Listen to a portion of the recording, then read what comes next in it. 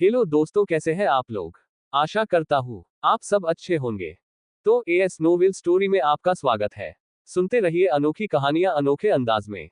तो बढ़ते हैं कहानी की ओर। अभी तक आपने चैनल को सब्सक्राइब नहीं किया तो प्लीज चैनल को सब्सक्राइब करें और बेल आइकन को दबाना ना भूलें। तो स्टार्ट करते हैं। कहानी का नाम डेविल की एंजल। आप 40 हफ्ते सुन चुके हैं। अब स्टार्ट करते हैं चैप्टर 41। नोक झोंक। चलिए अब चलते हैं अपने कहानी के अंदर। हॉस्पिटल में प्रिशा इशू को सुलाकर बाहर आ जाती है। उसके पीछे पीछे एकांश भी आ जाता है। वंश, प्रिशु तुम घर जाओ। इनफैक्ट आप लोग सब घर जाइए, कल सुबह में आ जाएगा। मैं यहाँ रुक जाता हूँ। प्रिशा, नो भाई, मुझे कहीं नहीं जाना, आप लोग जाओ, आप लोग काफी थक गए होंगे। सब लोग प्रिशा को न रखने को बोलते हैं, लेकिन प्रिशा तो प्रिशा थी। वो जो ठान लेती थी उसके बाद वो किसी का नहीं सुनती थी। वंश, ठीक है तुम्हारे साथ मैं रुक जाता हूँ। एकांश, नो वंश, तुम्हें कल सुबह ऑफिस निकलना होगा, क्योंकि कल तुम्हारा ड्रीम प्रोजेक्ट के लिए इंपॉर्टेंट मीटिंग है। आई थिंक तुम सबको जाना चाहिए। मैं रुक जाता हूँ। वंश जानता था कि एक बार जो एकांश ने बोल दिया वो अब फाइनल डिसीजन होगा। वंश, ओके, अगर कोई प्रॉब्लम होती है तो मुझे इन्फॉर्म करना। ये कहकर वहां से सब हॉस्पिटल से बाहर आ जाते हैं। केवल वहां अब एकांश और प्रिशा बचते हैं। हॉस्पिटल के बाहर आते ही वंश बोलता है, आप लोग एक साथ जाओ। मिस सूची मेरे साथ जाएंगी क्योंकि मुझे इनसे कल की मीटिंग से रिलेटेड बात करनी है। सब लोग ओके बोलकर साथ में चले जाते हैं। सूची का तो वहां रखने का बिल्कुल मन नहीं होता, लेकिन ऑफिस से रिलेटेड वर्क सुनकर रुक जाती है। कुछ देर में वंश पार्किंग से अपनी कार लेकर आता है। वो ड्राइवर को पहले ही घर भेज देता है। सूची पीछे जाकर बैठने लगती है। वंश, मिस सूची, मुझे आपसे जरूरी बात करनी है, तो क्या मैं पीछे देखकर करूंगा। सूची, हाँ तो मेरे कान है, मैं पीछे रहकर भी उतना ही सुन सकती हूँ सर। वंश उसको घूर कर देखता है। वंश, मिस सूची आप आगे आकर बैठिए, दैट्स माई ऑर्डर। सूची न चाहते हुए भी आगे आकर बैठ जाती है। वही हॉस्पिटल में प्रिशा एकांश को इग्नोर कर कॉरिडोर में बैठ जाती है। एकांश को गुस्सा तो बहुत आ रहा था, लेकिन वो खुद पर कंट्रोल करके उसके पीछे पीछे जाता है और जाकर उसके बगल में ही बैठ जाता है। वैसे ही कुछ देर तक चुप बैठने के बाद अब प्रिशा को गुस्सा आने लगा था, क्योंकि एकांश कब से उसको घूरे जा रहा था। प्रिशा, क्या आज आपको कोई काम नहीं है? आप यहाँ क्यों रुके हैं? और आप ये घूरे क्या जा रहे हैं कब से? मुझे आपकी कोई एहसान की जरूरत नहीं मिस्टर एकांश। आप जा सकते हैं, मैं अपने बेटे के लिए काफी हूँ। एकांश, अच्छा, मैं यहाँ कोई एहसान के लिए नहीं रुका हूँ। मैं तो तुमसे बदला लेने का प्लान सोच रहा हूँ। तुम्हें याद हो या ना हो, मुझे अच्छे से याद है कि तुम्हें मुझे कल रात को एक थप्पड़ मारा था, जो आप तक किसी की भी मारने क्या मुझसे बहस करने की भी हिम्मत नहीं हुई। प्रिशा, अच्छा, मतलब आपको याद है, ये तो और अच्छा है। ये कहकर वो अपना मुंह फेर लेती है। प्रिशा मन में, ये आदमी कभी नहीं सुधर सकता, इसके बारे में कुछ अच्छा भी है या नहीं। भगवान ने इनको बिना कुछ सोचे समझे ऑटोमेटिक डिलीवर कर दिया क्या। एकांश, तुम मुझे कितना भी इग्नोर करो मिस प्रिशा, मुझे कोई फर्क नहीं पड़ता, लेकिन अब मैं तुम्हारी लाइफ से कभी नहीं जाने वाला, और न ही जाने दूंगा, क्योंकि तुम्हारी लाइफ में अब एकांश अदानी आ गया है, इसीलिए अब तुम किसी से खुद को जोड़ने की कोशिश भी मत करना। समझ आई मेरी बात? प्रिशा, ये क्या बकवास कर रहे हैं इतनी रात को? जाकर सो जाइए, और मुझे भी सोने दीजिए। वैसे भी कल सुबह भाई या सुयश आ जाएंगे। एकांश गुस्से में उसका हाथ पकड़ लेता है। मिस प्रिशा, तुमको मैं आखिरी बार वार्निंग दे रहा हूँ, तुम मेरे अलावा किसी भी लड़के के करीब नहीं जा सकती, किसी के भी नहीं, चाहे वो सुयश ही क्यों न हो। प्रिशा कंफ्यूज्ड होकर, आज आपको क्या हो गया है? बच्चों जैसी हरकत क्यों कर रहे हो? क्या आप एक थप्पड़ लगने से सदमे में चले गए हो? अब ये मत कहना कि आपको सुयश से जलन हो रही है। और हाँ, मैं कुछ भी करूं, आप होते कौन है मुझे बताने वाले? मेरा बेस्ट बडी है सुयश, उस पर मुझे ट्रस्ट है, उसके सामने आप कहीं भी नहीं है। ये सुनकर एकांश गुस्से में खड़ा हो जाता है, प्रिशा को अपनी तरफ खींच लेता है। ऐसा अचानक होने से प्रिशा एकांश के सीने से टकरा जाती है। एकांश उसके कमर टाइटली पकड़ लेता है। एकांश गुस्से में दांत पीसते हुए, मैं तुम्हें कितने बार समझा चुका हूं कि तुम्हें मेरे अलावा किसी भी लड़के के करीब नहीं जाना है, लेकिन तुम बार बार सुयश जप कर रही हो। तुम्हारी हिम्मत कैसे हुई मुझे उससे कंपेयर करने की? तुम डेविल एकांश को जगाने की कोशिश मत करो, वरना ये तुम्हारे लिए अच्छा नहीं होगा। प्रिशा ऐसे भी काफी वीक लग रही थी, वो काफी थक चुकी थी, इसीलिए उसको बहस करने का बिल्कुल मूड नहीं था। प्रिशा, मिस्टर एकांश, छोड़िए मुझे, ये क्या बदतमीज है, जब देखो तब आप मुझसे चिपकते रहते हो। मैं कोई खिलौना नहीं हूं जो आपके हिसाब से चलूं।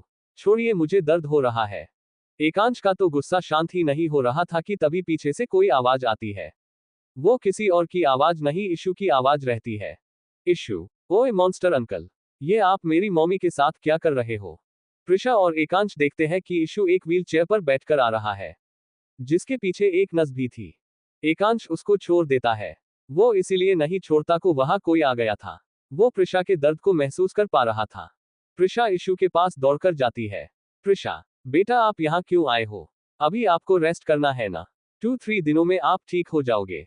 इशू, ओफो माय कुल मॉमी, मुझे टॉयलेट जाना था। एकांश खड़ूस आवाज में, हाँ तो तुम बाहर क्यों आए हो? अंदर टॉयलेट नहीं था क्या? इशू एकांश को इग्नोर कर देता है। इशू, मॉमी मैं क्या इस सिस्टर के साथ टॉयलेट जाता? आप भी ना, मैं अब बड़ा हो गया हूँ। मुझे कैसा लगेगा जब कोई लड़की मुझे टॉयलेट ले जाए? ये सुनकर तो एकांश और वहां खड़ी सिस्टर हक्का बक्का रह गए। इशू, इसीलिए मैं आपको ढूंढते हुए आ गया बाहर। लेकिन ये मॉन्स्टर अंकल आपके साथ क्या कर रहे हैं? एकांश, अच्छा बच्चू, क्या तुम्हें नहीं लगता कि तुम्हारी मॉमी भी एक लड़की है? तुम्हें उनके साथ नहीं जाना चाहिए। अगर तुम चाहो तो इसमें तुम्हारी हेल्प कर सकता हूँ।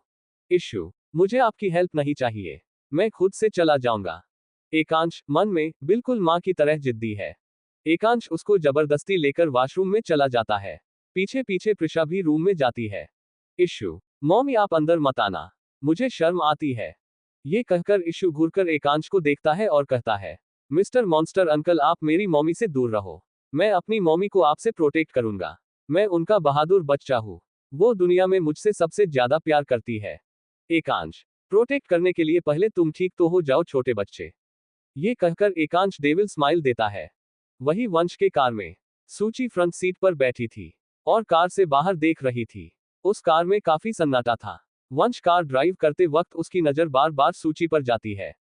वंश मन में, इस लड़की को क्या हो गया है? इतने गुस्से में क्यों लग रही है? उसकी नजर सूची के होठों पर जाती है जहां पर कुछ कट्स के निशान थे। उसे अच्छे से याद नहीं था कि ये कैसे हुआ। वंश बात को शुरू करते हुए बोलता है, तुम्हारी होठों पर ये निशान कैसा है? क्या तुम्हें चोट लगी है? ये सुनकर तो सूची का दिमाग गर्म हो जाता है। उसका चेहरा देखकर लग रहा था कि अब वो किसी पर बरसेगी। वंश, तुम्हें नहीं बताना तो मत बताओ। इसमें नाराज होने वाली कौन सी बात है? वैसे तुम मुझे सुबह से इग्नोर क्यों कर रही हो?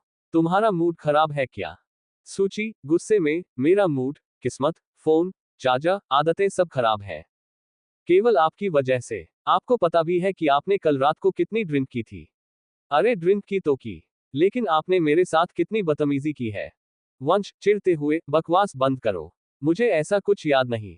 सूची, ओह वाह, आपने मेरा फायदा भी उठाया और आपको याद भी नहीं है। वंश, वो मुझे थोड़ा धुंधला धुंधला याद है। क्या किया मैंने जरा बताना। सूची, क्या किया? ये पूछिए कि क्या नहीं किया। आप मुझे जबरदस्ती किसकी? मैं आपको कभी माफ नहीं करूंगी। वंश ये सुनकर कर रोक देता है और याद करने की कोशिश करने लगता है। उसे धीरे धीरे सब याद आता है, लेकिन उसको वो सब याद करके सुकून महसूस हो रहा था और खुद पर थोड़ा गुस्सा भी आ रहा था कि वो कैसे उसको जानवरों की तरह ट्रीट कर रहा था। वंश सूची से, हाँ तो तुमसे माफी किसने मांगी है? मुझे तो ऐसा लगता है कि तुम मेरे नशे में होने का फायदा उठा रही होगी। ये हो सकता है, क्योंकि वंश कभी किसी लड़कियों तो नहीं टच करता। सूची गुस्से में, मैंने आपका फायदा उठाया। मुझे देखकर क्या ऐसा लगता है कि किसी पागल कुत्ते ने काट दिया है जो आप जैसे इंसान का मैं फायदा उठाऊंगी? आपके जगह कोई और रहता, चाहे वो रियांश जी ही क्यों न हो, तो मैं एक पल के लिए कुछ सोच भी सकती थी, लेकिन आपके बारे में इम्पॉसिबल। ये सुनकर वंश गुस्से में स्टीयरिंग पकड़ लेता है। वंश, क्या कहा तुमने? रियांश भी रहता तो? सूची बिना सोचे समझे हाँ कर देती है। अब वंश का गुस्सा कंट्रोल नहीं होता। वो झुककर सूची को रफली किस करने लगता है। सूची अचानक ऐसी हरकत से चौंक जाती है। वो उसको धक्के देकर खुद से हटाती है और जोर जोर से सांस लेने लगती है। सूची, क्या आपने आज भी पी रखी है? ये क्या बदतमीज है। वंश अब किसी की नहीं सुनता। वो हाई स्पीड में कार चलाने लगता है। सूची देखती है कि उसको उसकी बातों का कोई असर नहीं हो रहा है, तो वो बाहर देखने लगती है। क्योंकि कार का स्पीड काफी हाई था, वो जानती थी कि अगर उसने उसे कुछ बोला तो पक्का ये आज किसी का एक्सीडेंट तो करने ही वाले हैं।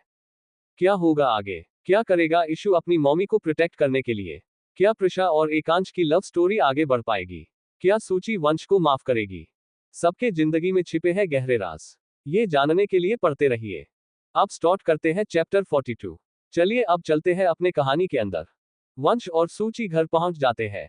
सूची वंश को इग्नोर कर आपके कमरे में चली जाती है। वही हॉस्पिटल में इशू अपने बेड पर लेटा हुआ था। इशू को वीवीआईपी रूम में रखा गया था, इसीलिए उसका बेड काफी बड़ा था। इशू, मॉमी आप मेरे साथ सोयो ना, मुझे ऐसे नींद नहीं आ रही अब। ये सुनकर एकांश घूर कर देखने लगता है। इशू एकांश को अपने पास बुलाता है। एकांश उसके पास जाकर बैठ जाता है तो इशू उसके कान में बोलता है। इशू, धीरे से, आप ऐसे क्या देखो मॉन्स्टर अंकल। मैं अपनी मॉमी के साथ सो रहा हूँ। आप ऐसा बिहेव कर रहे हैं जैसे कि मैंने आपकी गर्लफ्रेंड के साथ सो रहा हूँ। प्रिशा को बहुत अजीब लगता है दोनों को साथ बैठे देखकर। प्रिशा, इशू बेटा आपको सोना है तो जल्दी सो जाओ, सुबह हमें निकालना भी तो है ना। एकांश, धीरे से इशू को, मैं केवल यही सोच रहा हूँ कि क्या तुम्हें एक लड़की के साथ सोने में शर्म नहीं आएगी। इशू, गुस्से में, वो मेरी मॉमी है, वो मेरे साथ नहीं सोएंगी तो किसके साथ सोएंगी। वैसे एक बात पूछूं क्या मैं, बुरा तो नहीं मानोगे ना। एकांश, पूछो, और मन में कहता है ये छोटा सा बच्चा पूछ भी क्या सकता है।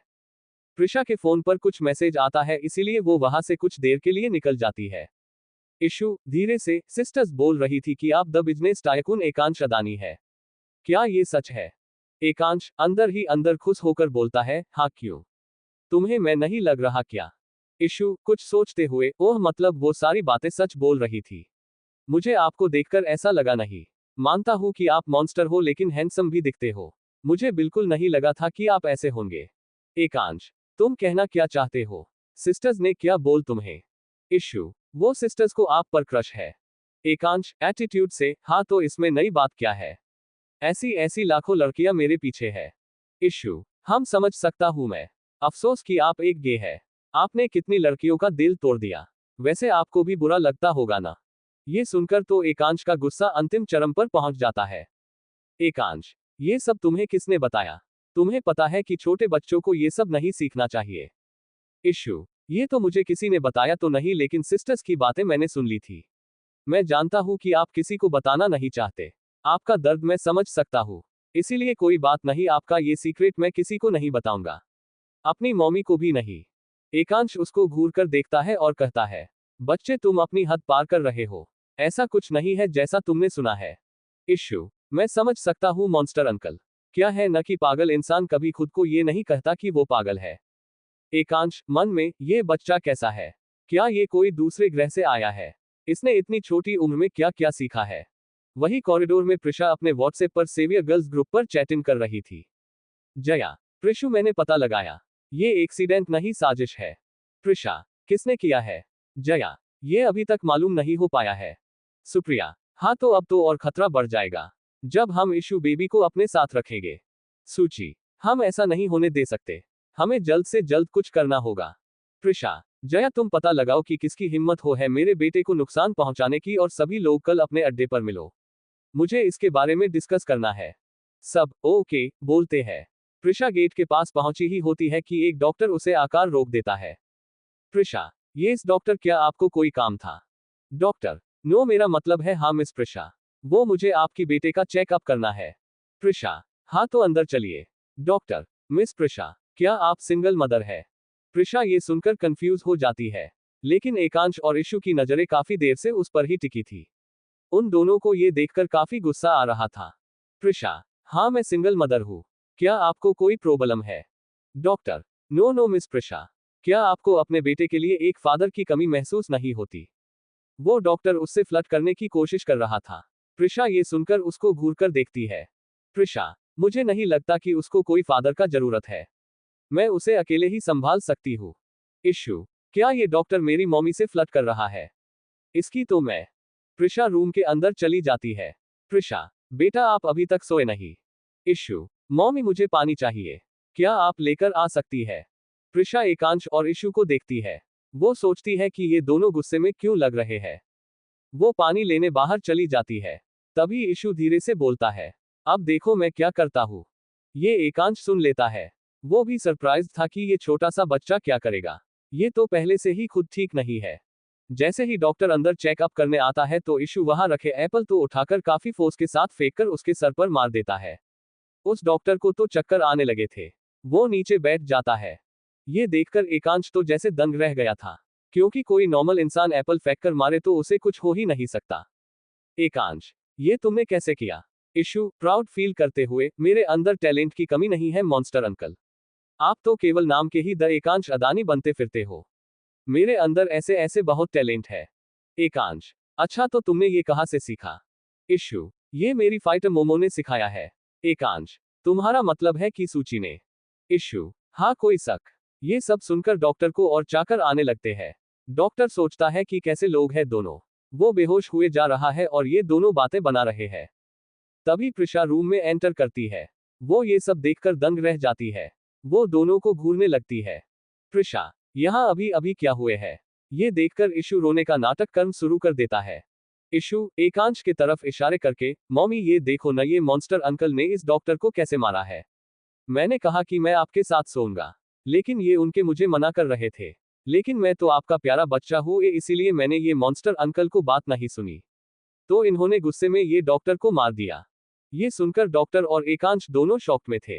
एकांश मन में, ये बच्चा कितना मासूम बन रहा है। ये कितना चालाक है। ये अच्छे से जानता है कि अपना काम कैसे करवाया जाता है। इसे तो एक्टिंग में ऑस्कर दिलवा दूं मैं। ये अपनी माँ के सामने सीधा बन रहा है, रुको बताता हूं मैं। प्रिशा, ये आपका ऑफिस नहीं है मिस्टर एकांश की मैं आपकी बात सुनूं। और आप मेरे बेटे से दूर रहिए। मेरे मासूम बेटे को आप क्या क्या सिखा दीजिएगा। और मैं अपने इशू बेबी के साथ ही सोऊंगी। एकांश, प्रिशा से, मैं किसी को एक्सप्लेन करना जरूरी नहीं समझता लेकिन तुम अपने बेटे से अच्छे से क्यों नहीं पूछती कि ये हुए क्या है?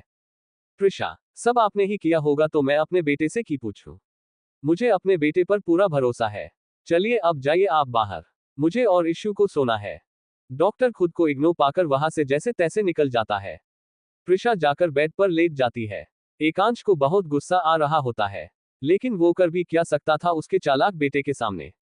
वो जाकर वही रखे सोफे पर लेट जाता है। Issue, monster uncle good night. अच्छे से सोएगा और अपना सोफे पर ध्यान रखिएगा। ये रखकर उसको आंख मार देता है। एकांश मन में, चलो बच्चू, तुम घर चलो, फिर बताता हूं मैं तुम्हें। ये कहकर वो सो जाता है। ये सब देखकर मालूम नहीं क्यों प्रिशा को हंसी आ रही थी, क्योंकि आज तक एकांश अपना मास्टरबेड पर ही सो रखा था। वो अच्छे से देख पा रही थी कि एकांश अच्छे से सोफे में एडजस्ट नहीं हो पा रहा था। उसे घोड़ा बुरा भी लगता है लेकिन वो कर भी क्या सकती थी। सब सो जाते हैं। वही मित्तल हाउस में आयुष देखता है कि माहिर अकेले सोफे पर बैठकर कुछ सोच रहा है। आयुष उसके पास जाता है। आयुष, ओहो मेरे माहिर भाई, कहाँ खोए हुए हो? माहिर, कहीं नहीं। आयुष, अच्छा लगता है मेरे भाई को प्यार हो गया है किसी से। चलो अब एक भाभी को घर पर आने का टाइम हो गया है। वैसे कौन है वो लड़की? जहां तक मुझे लगता है कि वो सुप्रिया है। हाँ ना? माहिर थोड़ा शर्माते हुए, हाँ। आयुष, हाँ तो प्रॉब्लम क्या है? जल्दी करो शादी, इससे पहले कोई और से वो न कर ले। माहिर, नहीं नहीं, उनसे तो मैं ही शादी करूंगा लेकिन मुझे ये समझ नहीं आ रहा है कि मैं प्रपोज कैसे करूं। तू मुझे बताना। आयुष, इसके बारे में तो मुझे भी कुछ नहीं पता। क्यों ना आप सबके लव गुरु से पूछते हैं। माहिर, कौन लव गुरु? आयुष, रियांश और कौन? वही तो ज्ञान बांटते फिरता है। ये सुनकर माहिर हंसने लगता है। माहिर, चल उससे कल मिलते हैं। क्या होगा आगे? कैसे पता लगाएगी प्रिशा की इशू के एक्सीडेंट के पीछे कौन है? क्या माहिर सुप्रिया को प्रपोज कर पाएगा? क्या एकांश और प्रिशा की लव स्टोरी आगे बढ़ पाएगी? सबके जिंदगी में छिपे हैं गहरे राज। ये जानने के लिए पढ़ते रहिए। अब स्टार्ट करते हैं चैप्टर 43। चलिए अब चलते हैं अपने कहानी के अंदर। सुबह प्रिशा जल्दी उठ जाती है। वो देखती है कि एकांश सोफे पर बहुत अजीब ढंग से सो रहा है।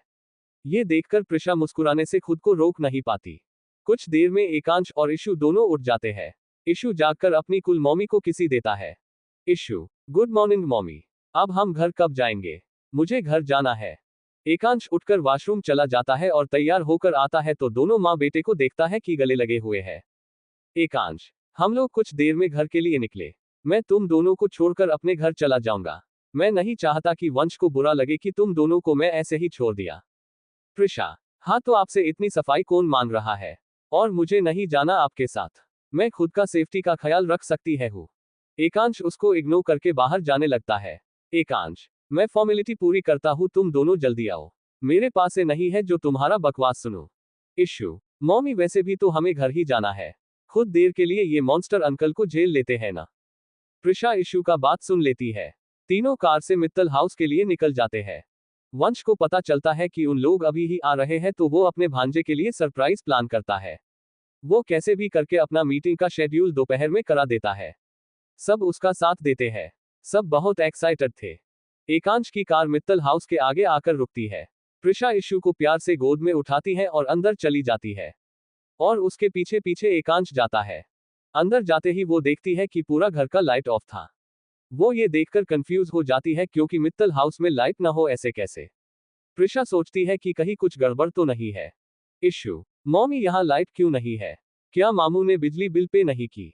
एकांश ये सुनकर चौंक जाता है। वो सोचता है कि इस बच्चे के अंदर क्या क्या छिपा है जो उसे भी नहीं मालूम। कुछ देर में लाइट ऑन हो जाती है। पूरा घर बहुत सुंदर तरीके से सजा हुआ था।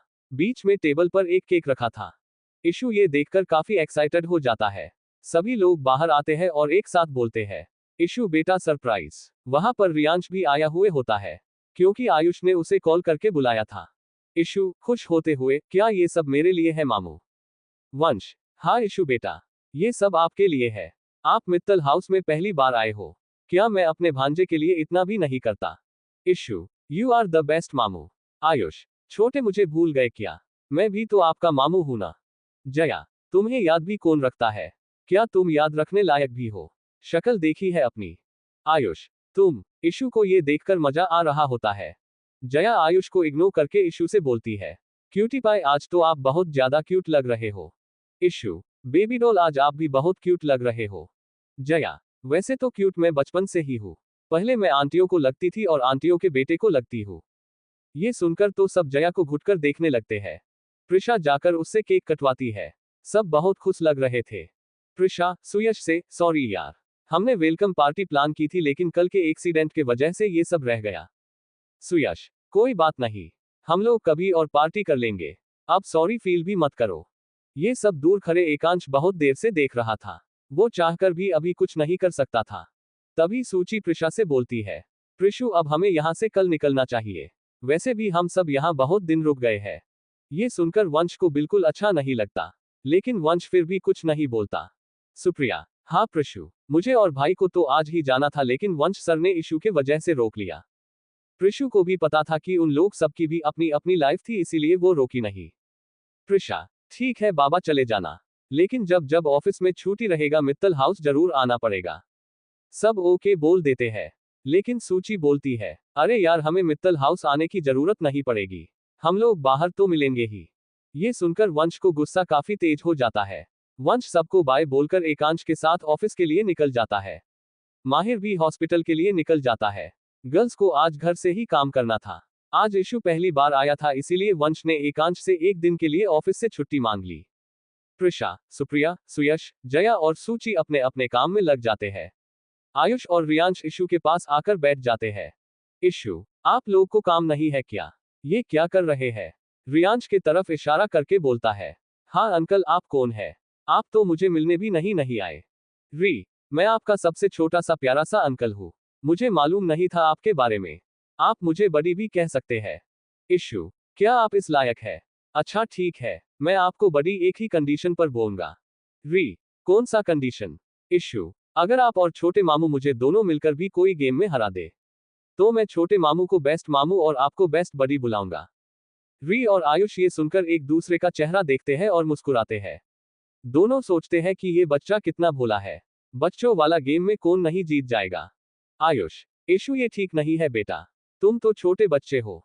इशू, क्यों मामू डर गए? सब गेम खेलने के लिए तैयार हो जाते हैं। इशू सबसे हार्ड गेम चूज करता है, जो का फेवरेट गेम होगा है। ये देखकर दोनों शॉक थे। कुछ देर में गेम शुरू हो जाती है। इशू दोनों को बेरहमी से कितने बार हराता है। रियांश ये देखकर इशू के पाँव में गिर जाता है और इशू को अपना गुरु मानने लगता है। रियांश, बड़ी प्लीज मुझे भी सिखा दो। इतना अच्छा गेम कहाँ से खेलना सीखा आपने? इशू मुस्कुराकर अपना पढ़ाई में लग जाता है। और आयुष तो अभी भी शौक में थे। वही वंश के केबिन में वंश एक लॉकेट को बहुत देर से घूरे जा रहा था। वो उस लॉकेट को देखकर मुस्कुराता है। काफी रात हो गई थी। जब सूची अपने कमरे में पहुंची तो वो अपने आप को मिरर में देख रही थी। वो अपना लॉकेट न पाकर चौंक जाती है। वो इधर से उधर खोजने लगती है। खोजते खोजते वो बाहर चली जाती है। प्रिशा अपने कमरे के बाहर निकलती है तो देखती है कि सूची कुछ ढूंढ रही है। प्रिशा, क्या हुआ, तू क्या कर रही है इतनी रात को? सूची, वो मेरा लॉकेट नहीं मिल रहा। तू जानती है न वो मेरे लिए कितना इंपॉर्टेंट है। प्रिशा, मैं तेरी हेल्प करती हूँ। सूची, नहीं तू जा। इशू जग जाएगा तो तुझे खोजेगा। मैं ढूंढ कर तुझे बता दूंगी। प्रिशा वहां से चली जाती है। सूची खोजते खोजते सीढ़ियों से नीचे आती है। वो बहुत खोजने की कोशिश करती है लेकिन उसे वो नहीं मिलता।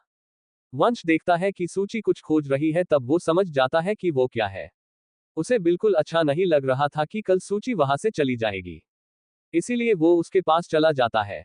वंश, तुम क्या ढूंढ रही है इतनी रात को? सूची, आपसे मतलब, आप अपना काम करिए, वैसे भी मुझे यहां से कल जाना है। वंश, तुम कहीं नहीं जा सकती। परसों हमारी शादी है, तैयार हो जाओ। कुछ देर के बाद सूची को समझ आता है कि वंश ने क्या कहा है। सूची, ये क्या मजाक है? इतनी रात को आप पीकर आए हैं क्या? मैं आपसे क्यों शादी करूंगी? वंश, मुझे कुछ नहीं सुनना। तुम तैयार हो जाओ, परसों हमारी शादी है। सूची, आपकी हिम्मत भी कैसे हुई ये बोलने की? मैं आपसे शादी नहीं करने वाली, चाहे कुछ भी हो जाए। आप जानते नहीं हो मुझे, मैं कुछ भी कर सकती हूँ। वंश, वो तो तुमको करने की पड़ेगी। कोई ऑप्शन नहीं है तुम्हारे पास। अगर तुम अपने पापा का कंपनी और लाइफ बचाना चाहती हो तो। ये सुनकर गुस्से में सूची वंश का कॉलर पकड़ लेती है। सूची, आपकी हिम्मत भी कैसे भी मेरे पापा को बीच में लाने की? आप कुछ भी कर लीजिए, मैं शादी नहीं करूंगी। ये कहकर गुस्से में वहां से चली जाती है। वंश ये देखकर एक डेविल स्माइल करता है। वंश, तुम कल के लिए तैयार हो जाओ। क्या होने वाला है आगे? क्या करने वाला है वंश? क्या वंश कर लेगा सूची से शादी?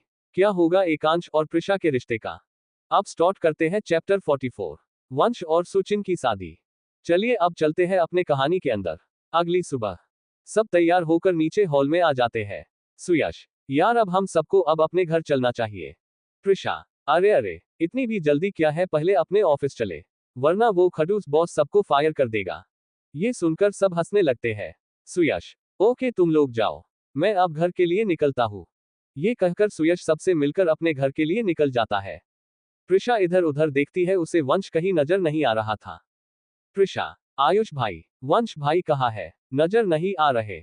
आयुष, छोटी वो तो सुबह ही निकल चुके हैं, कुछ जरूरी काम था उसे। प्रिशा, भाई भी ना, बिना नाश्ता किए हुए ही निकल गए। आयुष, डोंट वरी छोटी, मैं करा दूंगा। वैसे मेरा भांजा कहीं नजर नहीं आ रहा है। तभी पीछे से इशू की आवाज आती है। इशू, मामू अब समझ में आई मुझे कि आपको लड़कियां भाव क्यों नहीं देती। आप कितने लेट से उठते हो, बिल्कुल मम्मी की तरह। मुझे ही देख लो, मैंने तो एक्सरसाइज भी कर लिया। ये सुनकर रियांश और आयुष तो जैसे चौंक ही जाते हैं।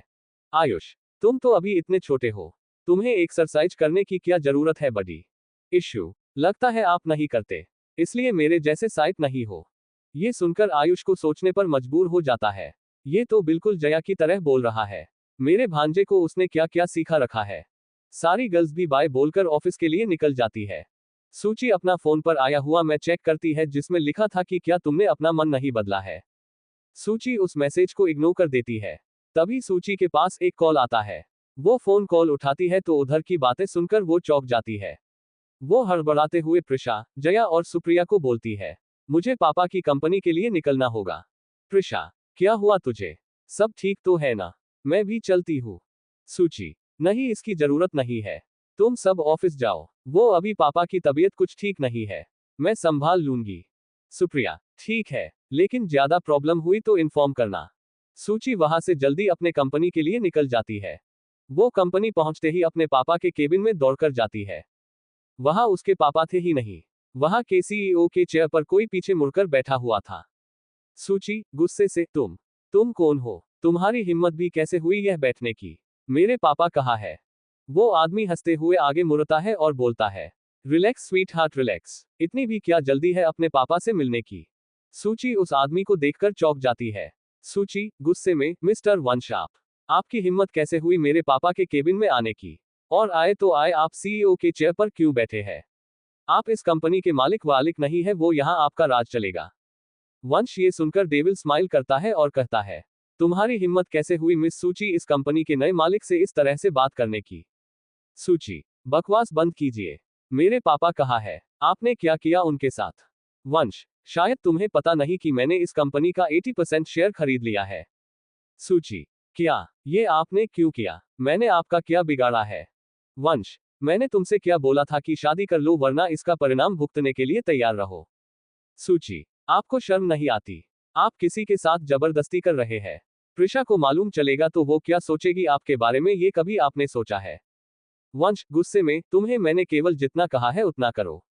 और मैं अपनी प्रिंसेस को अच्छे से जानता हूं कि उसे कैसे हैंडल करना है। तुम अपना लिमिट क्रॉस मत करो वरना। सूची, मेरे डैड के साथ तुमने क्या किया है? वंश, अभी तक तो कुछ नहीं किया है, लेकिन अगर तुमने ये मैरिज सर्टिफिकेट पर साइन नहीं किया तो बहुत कुछ करूंगा। सूची को थोड़ा डर लगने लगता है, फिर भी वो हिम्मत करके बोलती है कि मैंने शादी नहीं की तो क्या कर लोगे? मैं तुमसे शादी बिल्कुल नहीं करने वाली। वंश ये सुनकर मुस्कुराता है। वंश, अगर तुम्हारे पापा को पता चला कि उनका कंपनी का पूरा शेयर मैंने खरीद लिया है तो शायद उन्हें हार्ट अटैक आ जाए। चलो मैं तुम्हें एक ऑफर करता हूँ, अगर तुम मुझसे शादी कर लेती हो तो पूरा कंपनी मैं वापस कर दूंगा। सूची मन में, मेरे पैसे मिलाए जाए फिर भी मैं पूरे कंपनी नहीं खरीद सकती। ये बहुत चालाक आदमी है। क्या मुझे प्रिशा से हेल्प लेने चाहिए? नो वे, उसे अपना भाई की हरकत बिल्कुल पसंद नहीं आएगी। वो कितने सालों बाद कोई अपना से मिली है। सूची न चाहते हुए भी पेपर पर साइन कर देती है। ये देखकर वंश मुस्कुरा देता है। वंश, congrats miss Suchi Vansh Mittal. Welcome to Mittal family. Suchi उसे गुस्से में घूर कर देखती है। सूची को ये बिल्कुल भी अच्छा नहीं लगता। सूची गुस्से में, मिस्टर वंश आपने ये अच्छा नहीं किया।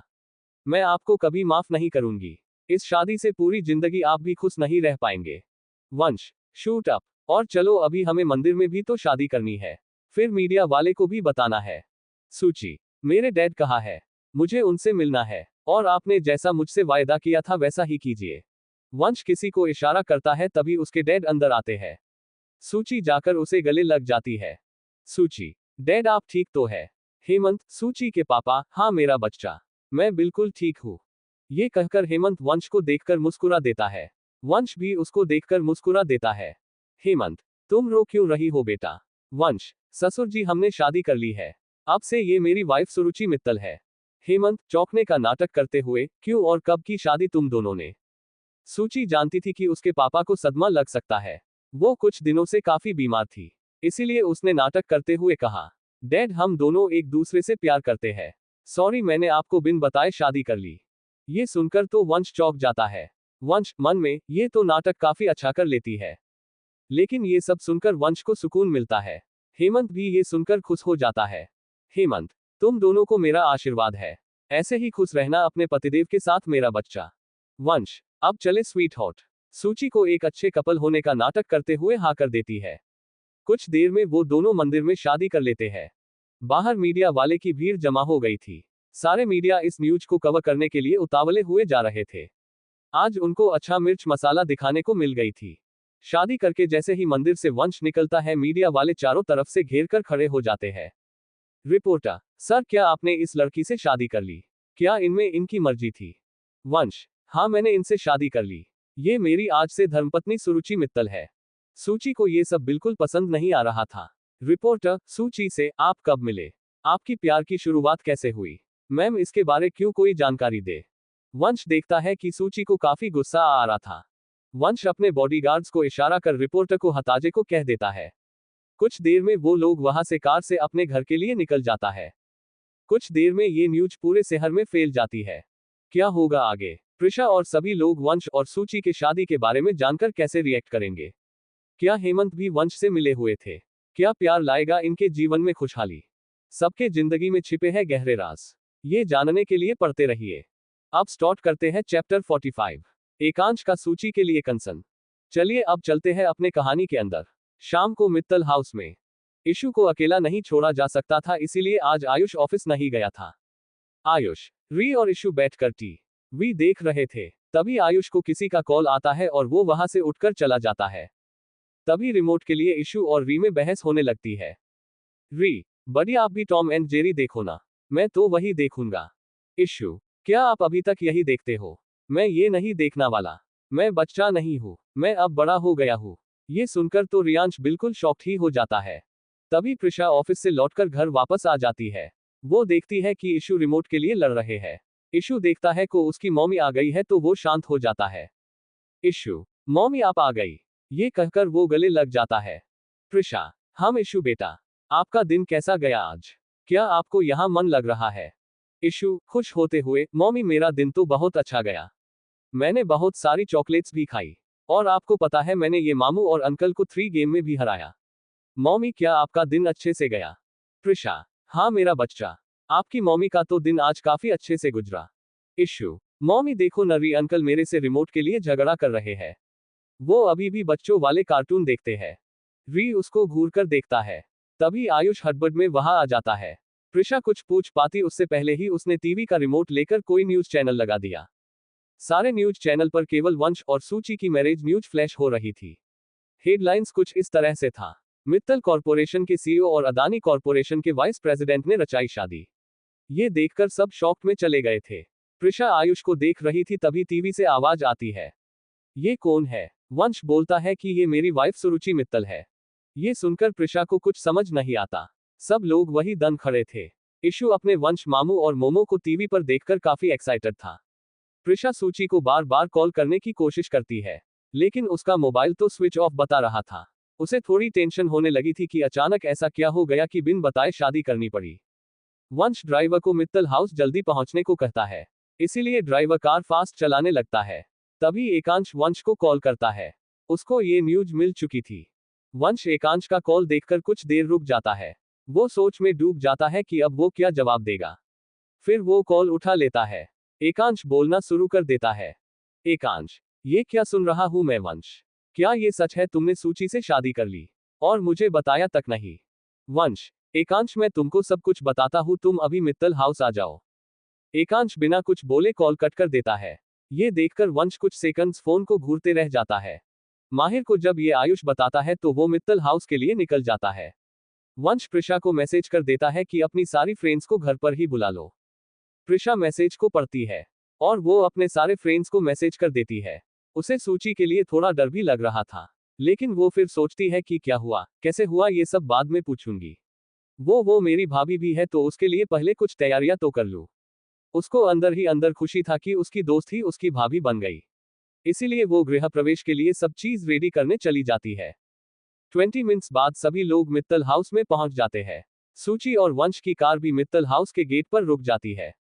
सूची को अंदर जाने का बिल्कुल मन नहीं था। वो क्या जवाब देती सबको? प्रिशा का तो भरोसा ही उठ जाता। यही सब वो सोच रही थी।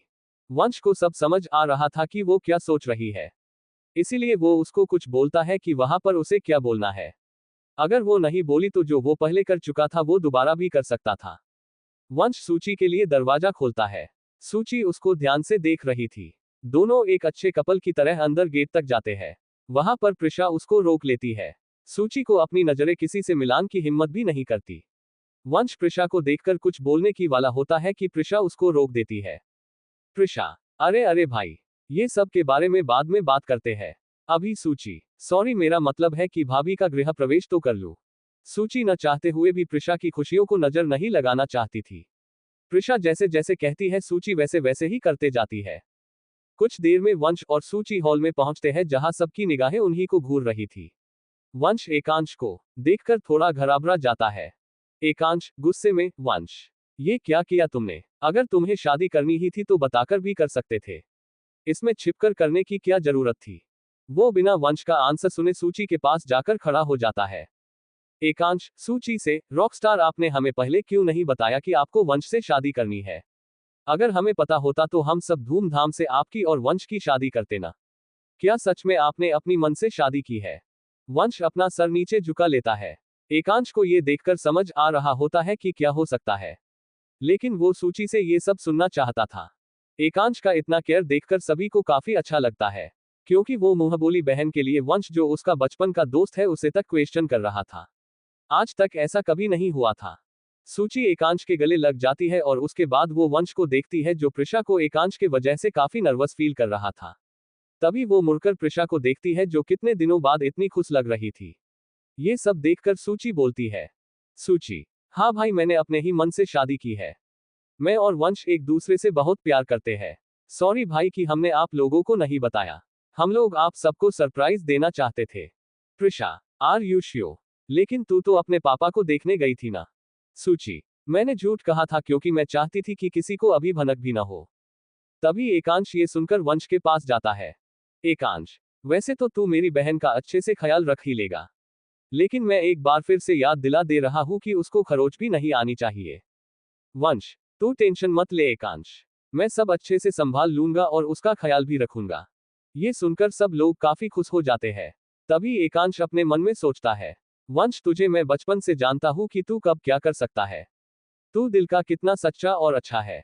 मैं जानता हूं कि तूने अभी क्या किया होगा, लेकिन ये भी जानता हूं कि तू सच में सूची से प्यार करता है।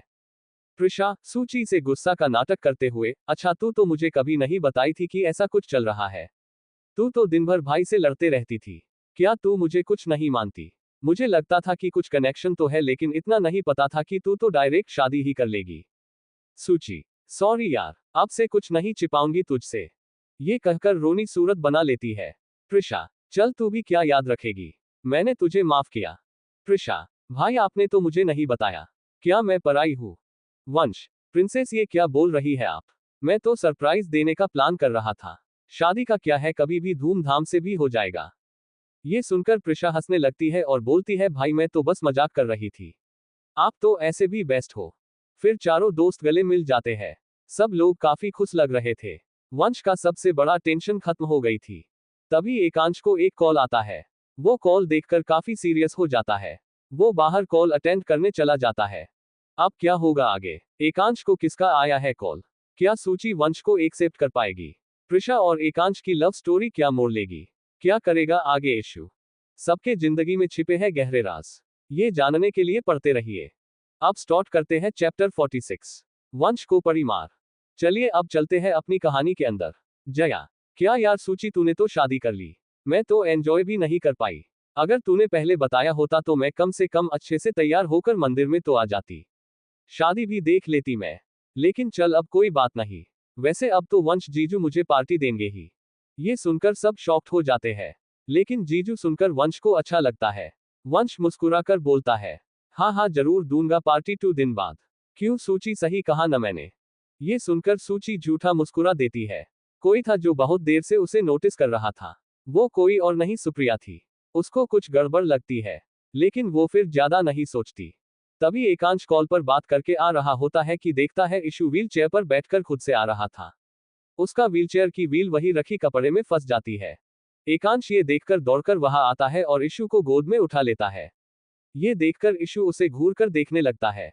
इशू, ओए मॉन्स्टर अंकल, ये क्या कर रहे हो आप? मासूम बच्चा देखा नहीं कि आकर गोद में उठा लिए, मेरे को नीचे उतारो। एकांश उसको इग्नोर मारकर बोलता है, तुमको कहाँ जाना है बताओ, मैं लेकर चलता हूँ। इशू, मुझे फाइटर मोमो के पास जाना है। उन्होंने फाइटर बच्चा को बिन बताए शादी कैसे कर ली, और नहीं तो मामू ने भी नहीं बताया। आप मुझे नीचे उतारो। एकांश, चलो मैं ले चलता हूँ। इशू, मैं खुद से वहां जा सकता हूँ, नीचे उतारो। फिर भी एकांश उसको इग्नोर करके वहां हॉल में ले जाता है और जाकर प्रिशा के गोद में दे देता है। प्रिशा एकांश को घूरने लगती है। उसे लगता है कि एकांश उसके बेटे को परेशान कर रहा था। प्रिशा, बेटा आप उठ गए, आपको किसी ने परेशान को नहीं किया ना? इशू, हाँ मम्मी मैं उठ गया, किसी ने मुझे पहले क्यों नहीं उठाया, मुझे मोमो से शिकायत करनी थी। प्रिशा, बेबी अब आप कर लो अपनी मोमो से शिकायत। तभी एकांश आयुष को बोलता है, एकांश, आयुष दादू एयरपोर्ट पहुंचने वाले हैं, तुम जाकर उन्हें ले आओ। काफी गुस्से में लग रहे थे क्योंकि उनका कॉल वंश ने नहीं उठाया, इसीलिए उन्होंने मुझे कॉल किया। इशू, ओफो अब ये दादू कौन है? फिर उसे कुछ याद आ जाता है। इशू, सूची से, मोमो अब आपसे मैं बात नहीं करूंगा। आपने बिना मुझे बुलाए शादी कर ली और मामू आपने भी मुझे नहीं बुलाया। अब इशू आप दोनों से बात नहीं करेगा। ये सुनकर सूची को काफी बुरा लगता है। वो इशू को गोद में लेकर बोलती है, सूची, बेबी आपकी मोमो आपसे सॉरी बोल रही है, अब माफ कर दो प्लीज। इशू, नहीं मैं माफ नहीं करूंगा, पहले आप प्रॉमिस करो कि आप मुझे मामू से भी ज्यादा मुझे प्यार करोगी। ये सुनकर सूची घूरकर वंश के तरफ देखने लगती है। वो तुरंत अपनी नजरें वहां से हटा लेती है। वंश, हाँ बेटा आपकी मोमो आपको ही सबसे ज्यादा प्यार करती है और मैं भी। इशू खुश होते हुए, यू आर द बेस्ट, और जया के तरफ देखकर बोलता है, बेबी डॉल क्या आप मुझसे प्यार नहीं करती? अब आपने अपना न्यू बॉयफ्रेंड बना लिया है। ये सुनकर वहां खड़े लोग दंग रह जाते हैं। जया, क्यूटी पाई आपसे मैं ही तो सबसे ज्यादा प्यार करती हूँ, और आप ही तो मेरे बॉयफ्रेंड हो। ऐसे नाराज मत हुए करो क्यूटी, वरना आप सबसे ज्यादा क्यूट कैसे लगोगे मेरे जैसे। कुछ देर तक सब बात करते रहते हैं, तभी दादू की आवाज जोर से आती है, कहाँ है वो नालायक? प्रिशा, ले हो गया कल्याण। अब दादू से कैसे बचोगे भाई? प्रिशा, तू कुछ सोच बचने का उपाय। वंश जल्दी से जाकर दादू का पैर छूता है। दादू गुस्से में, तुमने शादी भी कर ली और बताना भी जरूरी नहीं समझा।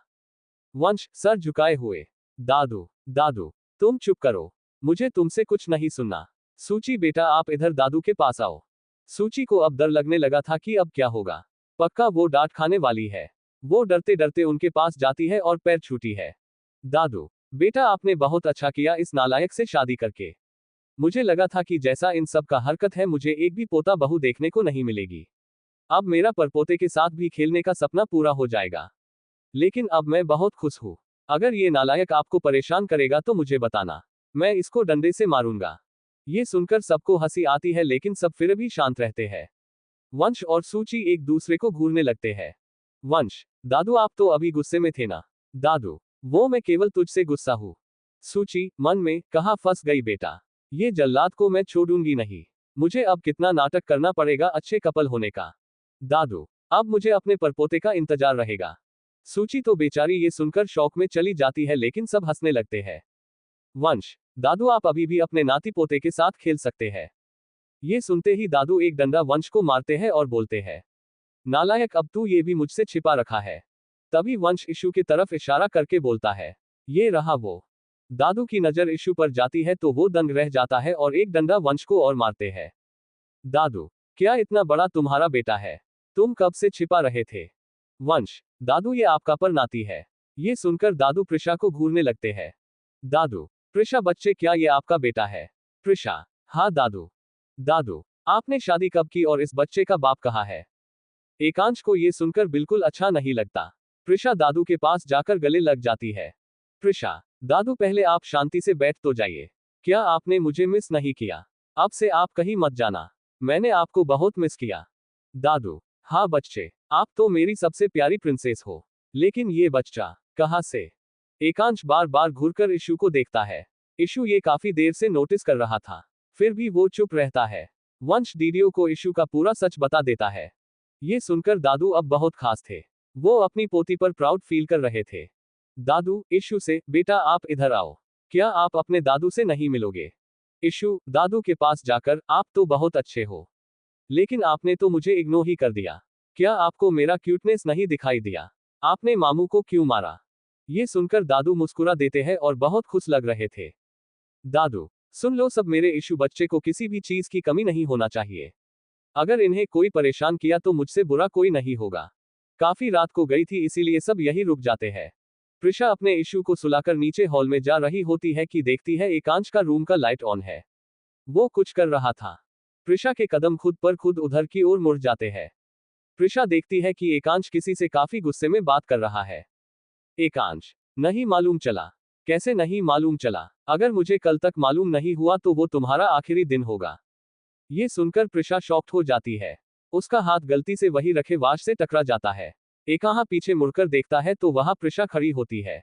अब क्या होगा आगे? एकांश किसके बारे में पता कर रहा है? क्या वंश और सूची की नजदीकियां बढ़ेगी? सबके जिंदगी में छिपे हैं गहरे राज। ये जानने के लिए पढ़ते रहिए। अब स्टार्ट करते हैं 47 प्रिशा का रुद्र रूप। चलिए अब चलते हैं अपने कहानी के अंदर। एकांश कॉल पर था। प्रिशा दरवाजा पर खड़ी होकर सुन रही थी। एकांश कॉल पर, अभी तक मालूम कैसे नहीं चला? मुझे पूरा यकीन है कि ये एक्सीडेंट नहीं था। समझ आई बात? अगर मुझे कल तक मालूम नहीं चला तो तुम अपना जॉब छोड़कर जा सकते हो। Got it. तभी प्रिशा से गलती से वाश टूट जाता है। वो हड़बड़ाकर सीधे खड़ी हो जाती है। एकांश पीछे देखता है तो वहां प्रिशा को खड़ा देखता है। वो उसको घूरने लगता है। एकांश गुस्से में, तुम यहाँ क्या कर रही हो? तुम्हारी हिम्मत कैसे हुई मेरे कमरे में आने की? प्रिशा, वो मैं तो नीचे जा रही थी तभी इस रूम का गेट खुला हुआ देखी तो मैंने सोचा कि कहीं किसी को कुछ हो तो नहीं गया, इसीलिए देखने चली आई। एकांश उसके पास आते हुए, अच्छा, तुम्हें मेरी फिक्र हो रही थी? प्रिशा मन में, कैसा आदमी है ये, केवल इसको खुद का ही सूझता है। मैं तो केवल कॉल का आवाज सुनकर आई थी, वरना और नहीं तो इसे देखने आती मैं। एकांश, बोलो भी अब, ऐसे खड़ी क्यों हो? प्रिशा एकांश से, मैं और आपकी फिक्र। आप इधर क्यों आ रहे हैं? दूर रहिए। एकांश पास आते हुए, तो तुम यहाँ क्या कर रही थी? क्या तुम मेरा जासूसी कर रही थी? डियर अगर तुम चाहो तो ये रूम में मैं तुम्हें रहने दे सकता हूँ अपने साथ। और ये कहकर वो डेविल स्माइल करता है। प्रिशा को उसकी बातें अच्छे से समझ आती है। उसको गुस्सा तो बहुत आ रहा था। प्रिशा, वैसे आप किसका एक्सीडेंट का बात कर रहे थे? एकांश, अच्छा, इसका मतलब तुम मेरा जासूसी कर रही थी। कोई मेरा काम में इंटरफेयर करे ये मुझे बिल्कुल नहीं पसंद है। मैं किसी को वरना नहीं करता हूँ, सीधे पनिशमेंट देता हूँ। प्रिशा, मन में, अच्छा मिस्टर एकांश, मेरे से छिपाने की कोशिश। मैं सब जानती हूँ कि आप इशू के बारे में ही पता कर रहे होंगे। आपको नहीं पता कि उसके पीछे किसका हाथ है। आपको कभी इंफॉर्मेशन नहीं मिलेगी, कभी नहीं। उसका इंफॉर्मेशन मैंने छिपाया है और आपको इतना आसानी से मिल जाए, इम्पॉसिबल। आपको मैं न मेरे बेटे और न खुद के बारे में कभी जानने दूंगी। वो इतना सोच ही रही थी कि उसको पता ही नहीं चलता कि कब एकांश उसका कमर पकड़कर अपनी तरफ खींच लेता है। प्रिशा अपने सेंसेस में वापस आते हुए, प्रिशा, मिस्टर एकांश ये आप क्या कर रहे हैं? दूर रहिए मुझसे, मैंने कहा दूर रहिए, और ये कहकर उसको धकलने लगती है। एकांश, मैंने कहा था न मिस प्रिशा की कोई मेरे काम में डिस्टर्ब करे तो मैं उसको पनिशमेंट देता ही हूँ। अब उसके लिए रेडी हो जाओ। प्रिशा उसको जोर से पीछे धकेलती है। एकांश थोड़ा पीछे हो जाता है। वो यही तो देखना चाहता था कि क्या ये लड़की बाकी लड़कियों की तरह नाजुक तो नहीं है। उसका शक अब धीरे धीरे यकीन में बदलने लगता है। प्रिशा एकांश को इग्नोर कर अपने रूम में भाग जाती है। एकांश खुद से, लगता है मेरी एंजल ने काफी राज छुपा रखे हैं। तुम जो भी हो, द एकांश अदानी से कभी बच नहीं सकती। क्या तुम्हें लगता है कि द डेविल किंग अपनी एंजल और इशू का डैडी का सच्चाई मालूम नहीं कर सकते? ये कहकर वो डेविल स्माइल करता है। प्रिशा अपने रूम में आ जाती है। वो देखती है कि इशू टेडी को हग करके बहुत ही प्यार से सो रहा है। वो कुछ देर निहारने के बाद वार्डरोब से कपड़े निकालकर वॉशरूम में चली जाती है। कुछ देर बाद वो ब्लैक ड्रेस में चेहरे पर मास्क लगाकर बाहर निकलती है। वो जैसे तैसे करके मित्तल हाउस से बाहर निकल जाती है। एकांश अपने कमरे के बालकनी से बाहर देख रहा था। वो काफी गहरी सोच में डूबा हुआ था। अचानक उसका ध्यान एक ब्लैक ड्रेस पहनी लड़की पर जाता है, लेकिन उसके चेहरे पर मास्क होता है। वो ये देखकर चौंकना हो जाता है। एकांश खुद से, ये कौन है? लग तो लड़की ही रही है। इस घर में तो अभी चारों लड़कियां के अलावा कोई लड़की नहीं है। चारों में से कौन हो सकती है? जैसा कि मैंने आपको पहले ही बता दिया है कि मित्तल हाउस में कोई लेडी सर्वेंट नहीं थी। वो सोच ही रहा था कि उसको इशू का बात याद आता है। इशू सूची को फाइटर मोमो बोलता था, इसीलिए वो सूची के रूम में चेक करने चला जाता है। उसके रूम में पहुंचकर उसको याद आता है कि वो तो अभी वंश के रूम में होगी। इसीलिए वो किसी को कॉल करके उस लड़की का पीछा करने को बोल देता है। वो अपने रूम में जा ही रहा होता है कि उसको हॉल में सुप्रिया नजर आती है, जो माहिर के साथ बैठकर बातें कर रही थी। एकांश, ये यहाँ है तो अब केवल प्रिशा और जया बची। दोनों में से कौन हो सकती है? इसीलिए वो जया के रूम में चला जाता है। वो देखता है कि वहां कोई नहीं है। रूम ऐसे ही हल्का खुला है। अब उसका शक यकीन में बदलने लगता है। एकांश, ये लड़की कहाँ गई? कौन है ये? क्या सच में यही थी? वो प्रिशा का चाहकर भी नहीं सोच रहा था, क्योंकि वो अभी ही तो अपने रूम में गई थी। इसीलिए इतना जल्दी वो कैसे निकल सकती थी? तभी उसके पास वही कॉल आता है जिसको एकांश ने पीछा करने को बोला था। एकांश कॉल पिकअप करता है तो उधर से आवाज आती है, बॉस वो हमें चकमा देकर निकल गई। बहुत चालाक है वो, लगता है उसको हम पर शक हो गया। एकांश बिन कुछ सुने गुस्से में कॉल रख देता है। एकांश, कौन थी वो? क्या सच में वो जया थी या कोई और? वंश के रूम में सूची आराम से बैठी थी तो वो देखती है कि वंश वॉशरूम से बाहर निकल गया है। सूची गुस्से में खड़ी होकर वंश के पास जाकर उसका कॉलर पकड़ लेती है और आंखों में देखते हुए बोलती है, सूची, आप बिल्कुल बेशरम और एक घटिया इंसान हो। आपके वजह से मुझे अपनी दोस्त और भाई से झूठ बोलना पड़ा। मैं आपको कभी माफ नहीं करूंगी, कभी नहीं। इमोशनल होते हुए बोलती है, मेरा बच्चा मुझसे नाराज था केवल आपके वजह से। मुझे बिल्कुल नहीं मालूम था कि आप ऐसे हो। आप मुझसे शादी कर तो लिए हो लेकिन जिंदगी भर पछताओगे, क्योंकि मैं आपसे केवल नफरत करती हूँ, नफरत। समझ में आई बात? मैं अब जा रही हूँ अपने कमरे में। वंश उसको बहुत ध्यान से देखते रहता है। उसका कोई कॉलर पकड़े उसे बिल्कुल नहीं पसंद था, लेकिन सामने उसकी बीवी थी इसीलिए उसको गुस्सा नहीं बल्कि बहुत अच्छा फील हो रहा था। सूची के बातों का तो जैसे कोई असर ही नहीं था। वंश, तुम कहीं नहीं जा रही। चुपचाप जाकर सीधे बेड पर सो जाओ। यहां से निकलने ही भी हिम्मत मत करना। सूची, मैं और आपके साथ सो? बिल्कुल नहीं, मुझे तो इस कमरे में भी रहने में घुटन सी हो रही है। वंश, बिल्कुल शांत होकर, तुम्हारे पास कोई ऑप्शन नहीं है। जाकर बेड पर सो जाओ। आज के लिए इतना बहस काफी है। मैं बहुत थक गया हूँ। वो अपना कंबल लेकर जाकर सोफे पर चला जाता है और कंबल ओढ़कर सो जाता है। सूची को गुस्सा तो बहुत आ रहा था, लेकिन उसके पास कोई ऑप्शन नहीं होता, क्योंकि वो ऐसे बाहर जाती तो सब उससे बहुत क्वेश्चन करते। इसीलिए वो न चाहते हुए भी बेड पर जाकर लेट जाती है। वो अपना फोन खोलती है तो देखती है कि ग्रुप पर काफी मैसेज थे। उसमें अड्डे पर आने को कहा गया था, लेकिन ये भी लिखा हुआ था कि सूची का आज इम्पोर्टेंट नाइट है, इसीलिए उसको रहने देते हैं और सुप्रिया से माहिर जी बात कर रहे हैं। इसीलिए केवल प्रिशा और जया ही गए थे। सूची न चाहते हुए भी खुद को मजबूर फील करती है। उसको वंश पर काफी गुस्सा आता है, लेकिन सब इग्नोर करके सोने की कोशिश करने लगती है। अड्डे पर प्रिशा किसी आदमी को बहुत टॉर्चर कर रही थी सच बताने को, लेकिन वो सच उगलने का नाम तक नहीं ले रहा था। प्रिशा गुस्से में, मैंने कहा बोलो, किसने बोला था मेरे बच्चे को मारने के लिए, वरना तुम आज नहीं बचोगे। जया, अरे यार अब बोल भी दो, मेरी ब्यूटी स्लीप अब खराब भी मत करो, वरना मेरे क्यूट चेहरे पर डार्क सर्कल्स आ जाएंगे। प्रिशा घूरकर जया को देखती है तो वो शांत हो जाती है। तभी उस वहां पर सुयश आ जाता है। वो देखता है कि प्रिशा काफी गुस्से में लग रही थी। प्रिशा गुस्से में सुयश से, अपना बेल्ट दो, अब ये ऐसे नहीं मानेगा। सुयश बेचारा करता भी क्या, वो दे देता है। वो बहुत मारती है। आज तो सच में काफी गुस्से में थी। सुयश भी आज से पहले इसका ये रूप नहीं देखा था। सुयश उसको रोकता है। वो आदमी डरकर कहते हुए बोलता है, मैं कुछ नहीं जानता, वो तो मुझे किसी ने 50 लाख रुपया दिया था उस बच्चे को मारने के लिए। मैं तो उसका चेहरा तक नहीं देखा। वो तो मुझे कॉल करके बताता था कि करना क्या है। मुझे माफ कर दो प्लीज। सुयश, किसने कॉल किया था, नंबर बताओ। वो आदमी करते हुए बोलता है, वो मेरा फोन को कहीं चोरी हो गया, मैंने सच में कुछ नहीं किया। प्रिशा को ये सुनकर काफी गुस्सा आता है, इसीलिए वो डायरेक्ट उसको गोली मार देती है। सुयश, प्रिशा ये क्या किया तुमने, अपने गुस्से पर कंट्रोल रखा करो, इसका फैमिली का क्या होगा, ये अकेले कमाने वाला था। जया, नहीं, इसे मरना जरूरी था, ये 15 लड़कियों से ज्यादा का रेप कर चुका है, अपनी बीवी को रोज मारता पीटता है। ये सुनकर सुयश शॉक्ड हो जाता है। जया, अब इतना बड़ा इंफॉर्मेशन मैंने दिया है तो चॉकलेट बनता है, मुझे चॉकलेट दो अब।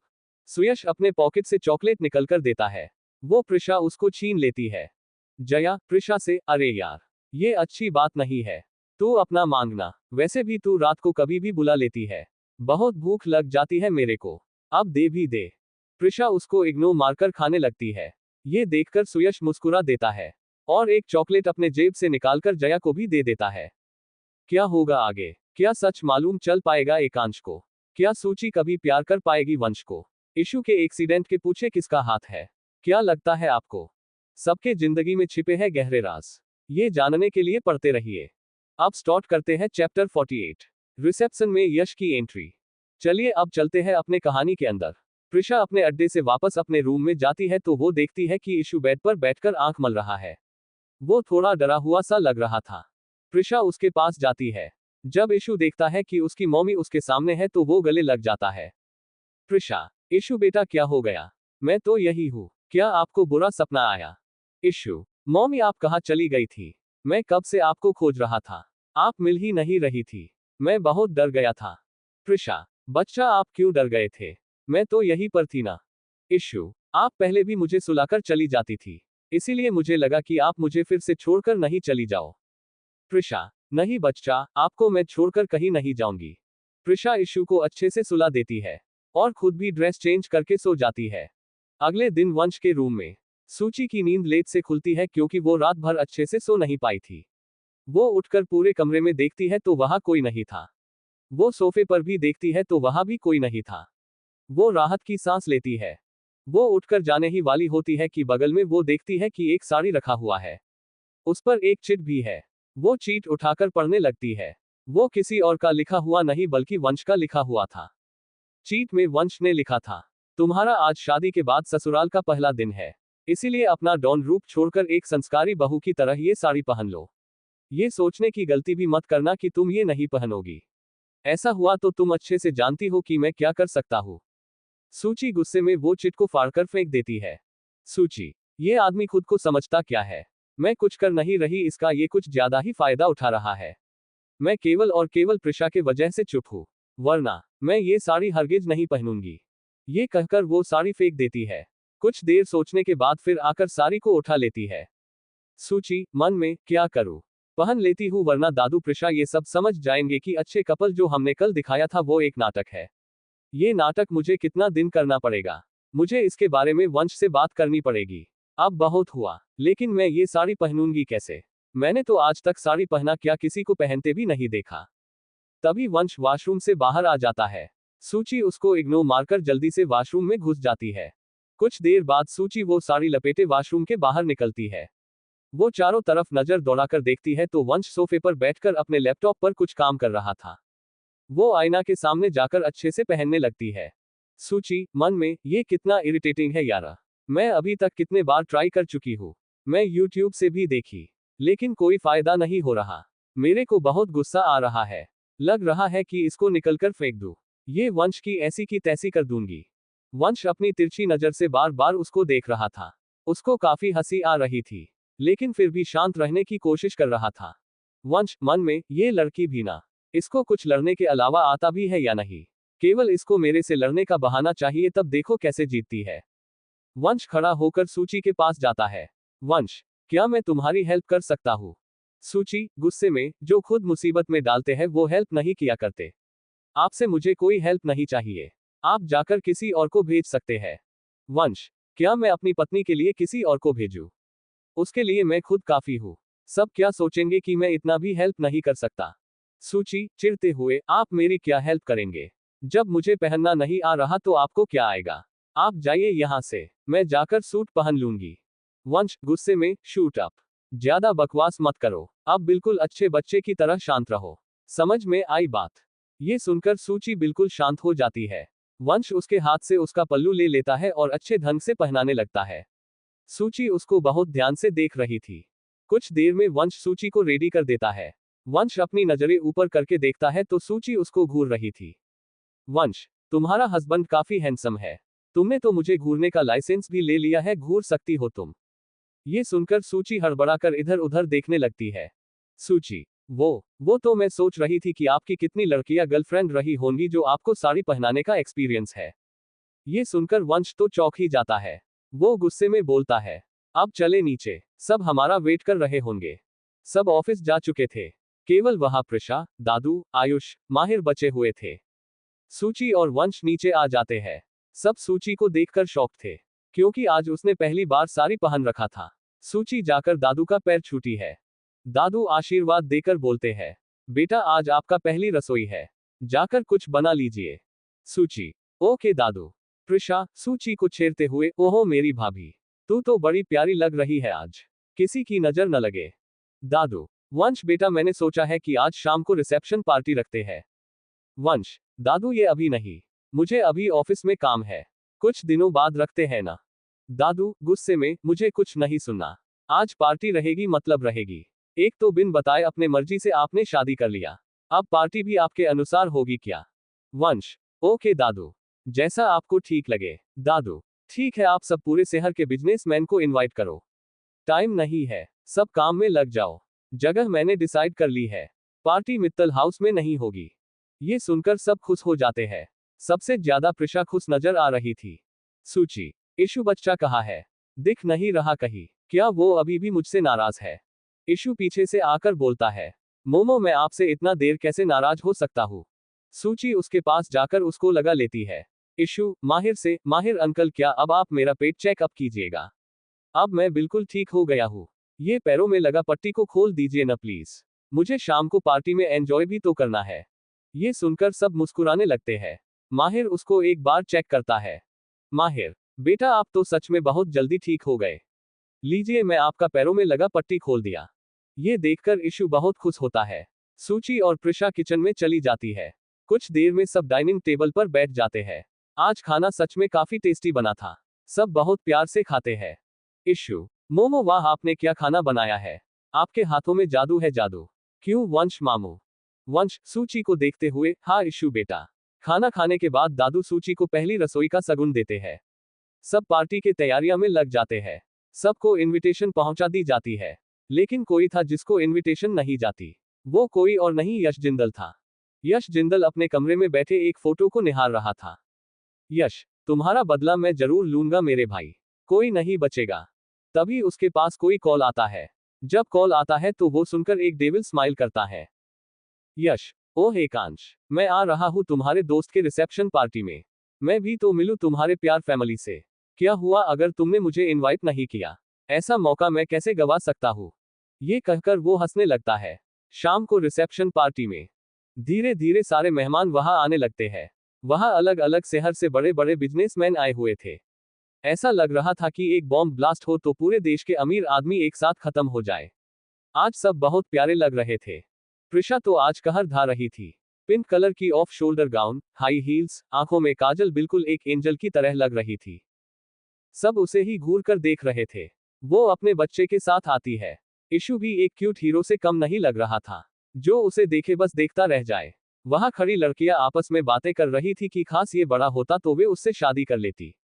लेकिन इशू किसी को भाव तक नहीं दे रहा था। कुछ देर में जया और सुप्रिया भी वहां आ जाती है। उन लोग भी किसी से कम नहीं लग रही थी। आज वहां आए बड़े बड़े बिजनेसमैन उन्हें ही घूरे जा रहे थे। कुछ देर में एकांश की कार वहां आकर रुकती है। वो कार से बाहर निकलकर पार्टी हॉल में आता है। सब लड़कियां तो जैसे पागल सी हो गई थी। बहुत बड़े बड़े बिजनेसमैन अपनी बेटियां को लेकर आए थे ताकि वो एकांश के साथ मिलवा सके। सभी लोग चाहते थे कि कैसे भी करके उनकी बेटियां अदानी हाउस की बहू बन जाए। लेकिन एकांश बिना किसी को भाव दिए जाकर अपने फैमिली से मिलता है। वहां उसके पूरे फैमिली आए हुए थे। आयुष और माहिर भी आकर सभी से मिलते हैं। माहिर तो बस सुप्रिया को देखते रह जाता है। यही हाल एकांश का भी होता है। लेकिन एकांश किसी बिजनेसमैन से बातें करने लगता है। कुछ देर में एक ब्यूटीफुल कपल की तरह वंश और सूची सीढ़ियों से नीचे आते हैं। सूची एक झूठी स्माइल लिए हुए वही खड़ी रहती है। दोनों नीचे आकर सभी लोगों से मिलते हैं। सारे लोग उन्हें बधाई देने लगते हैं। कुछ देर में पार्टी स्टार्ट हो जाती है। तभी यश जिंदल पार्टी हॉल के अंदर आते हुए बोलता है, कांग्रेट्स मिस्टर वंश मित्तल।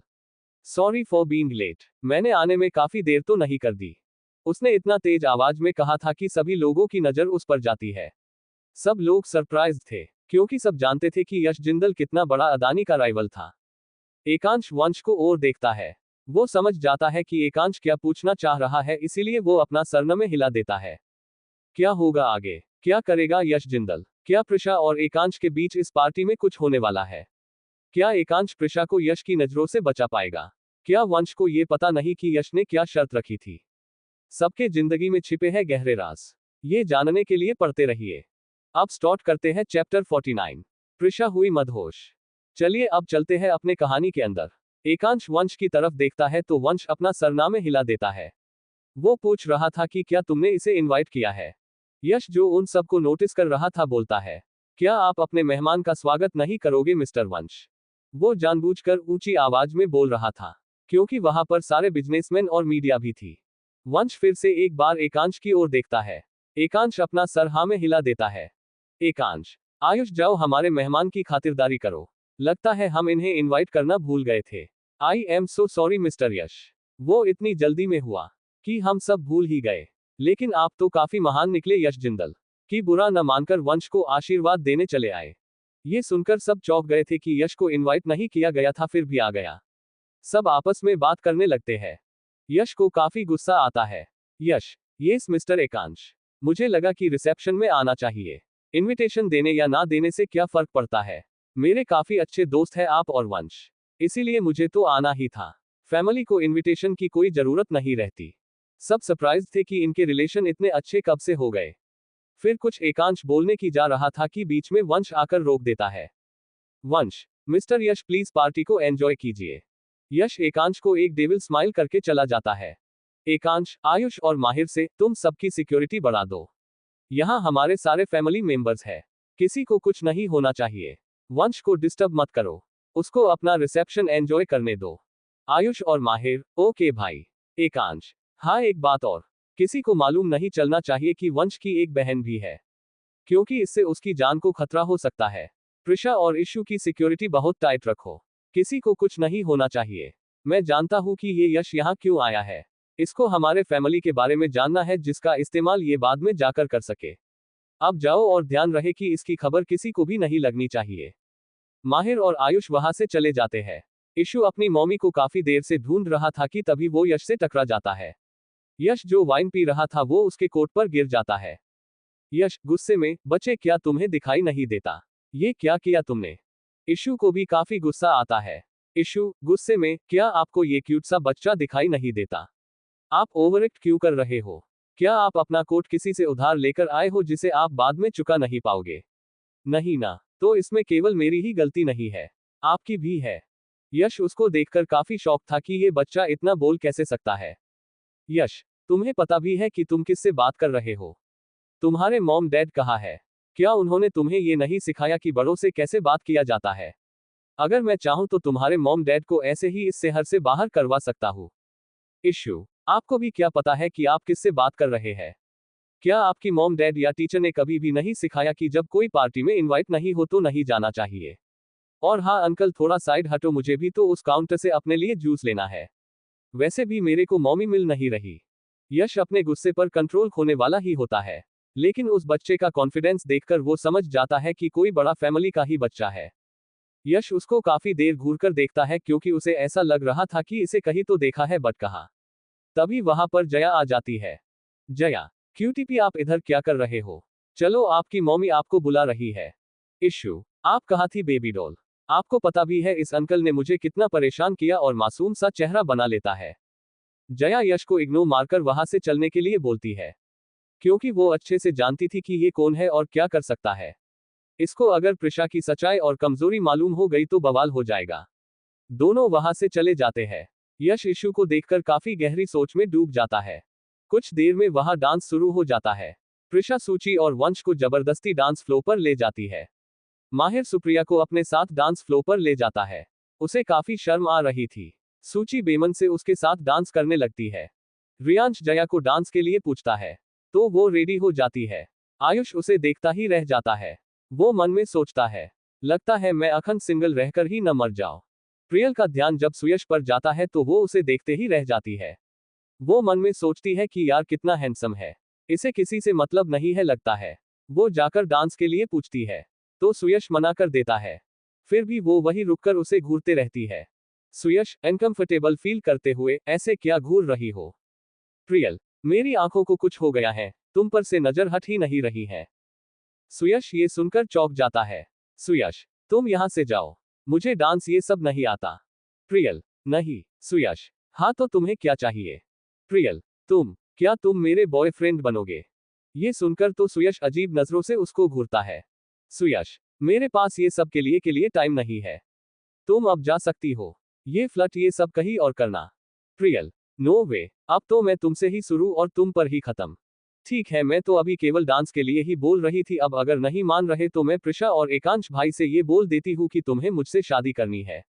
ये तुम बोलने में शर्मा रहे हो। सुयश, नो नो, वेट, मैं डांस करता हूँ, लेकिन ये पहली और आखिरी बार तुम्हारी बात मान रहा हूँ। आज के बाद ये सब धमकी मुझ पर नहीं चलेगी। ये सुनकर प्रियल मुस्कुरा देती है और उसको लेकर डांस फ्लो पर चली जाती है। सुयश मन में, अगर मैंने इसे जाने दिया होता तो इसका फायदा जया, प्रिशा और सुप्रिया उठा सकती थी। उन लोग तो ऐसा ही मौका चाहती है कि मैं सेटल हो जाऊं।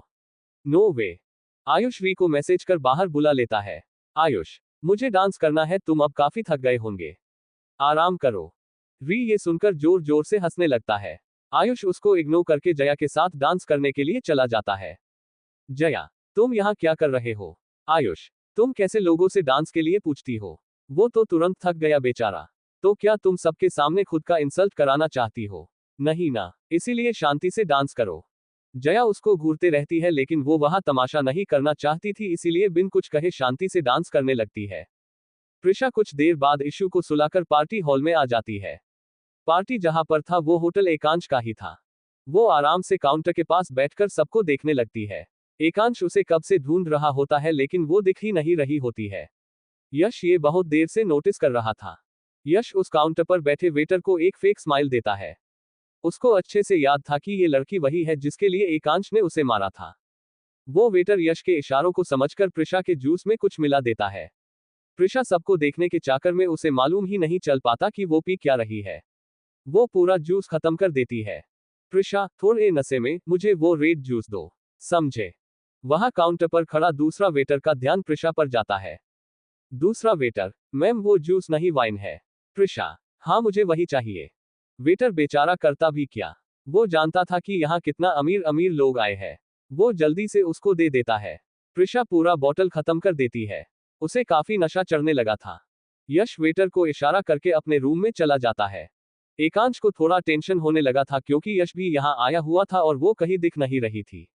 वो खोजते खोजते काउंटर के पास आता है। वो वहां का नजारा देखकर शॉक था। वहां 2 बॉटल पड़ी थी। प्रिशा की आंखें तक अच्छे से खुल नहीं रही थी। काउंटर कोने में था तो कोई उसे देख भी नहीं पा रहा था। प्रिशा दोनों वेटर से झगड़ा कर रही थी। प्रिशा, मुझे और चाहिए। ये बहुत टेस्टी है, मुझे दो वरना तुम अपने जॉब से हाथ धो दोगे। जानते भी हो मैं कौन हूँ। जो वेटर को यश ने इशारा किया था वो प्रिशा को उठाने की कोशिश कर रहा था। वो दूसरा वेटर से बोलता है कि मैं इनको इनके रूम तक छोड़ आता हूँ। तभी पीछे से आवाज आती है, जरूरत नहीं है तुम्हें।